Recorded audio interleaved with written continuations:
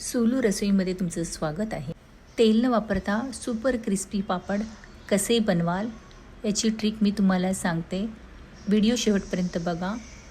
मी 2 वाटी रागीचं पीठ घेतलं आणि आता मी त्याच्यामध्ये मीठ घातलं, ते घोटलं आणि 1 चमचा तिखट घातला।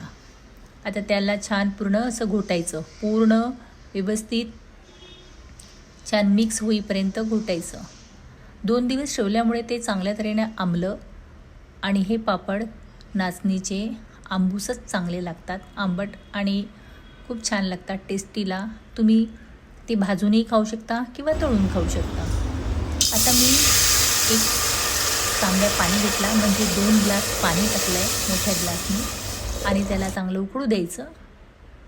चांगलं उकडलं की मग त्यामध्ये टाकायचं जे आपण पीठ तयार केलं आहे ना, ते टाकायचं। ते पीठ तुम्ही अजून सैल करू शकता, म्हणजे त्या पिठामध्ये थोडंसं पाणी घालून हे करू शकता।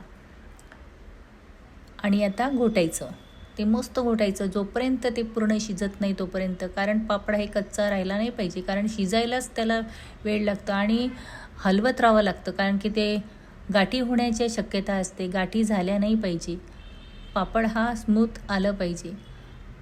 त्याच्यासाठी ते सारण असतं, आपण ते टाकतो ना पीठ, ते जरा घट्ट असलं की थोडं गाठी येतात। थोडंसं आता गाठी आलेले आहे ते घट्ट असल्या कारणामुळे, पण ते आता ते पातळ होऊन जाणार व्यवस्थित।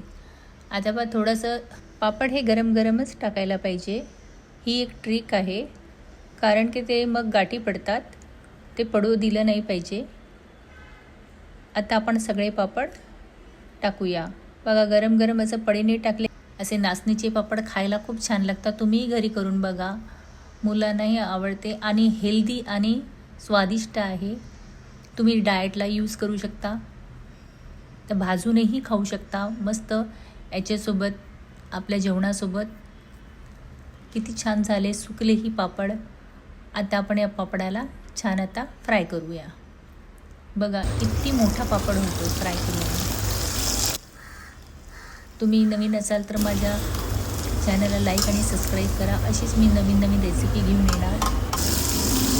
बघा किती छान मस्त कुरकुरीत झालेला आहे पापड आपला, मस्त असं फुगलेलं आहे आणि छानही दिसतो आहे। मी 2 वाटीचे पापड माझे 15 झाले। तोडल्यानंतर कसं कुरकुरीत असा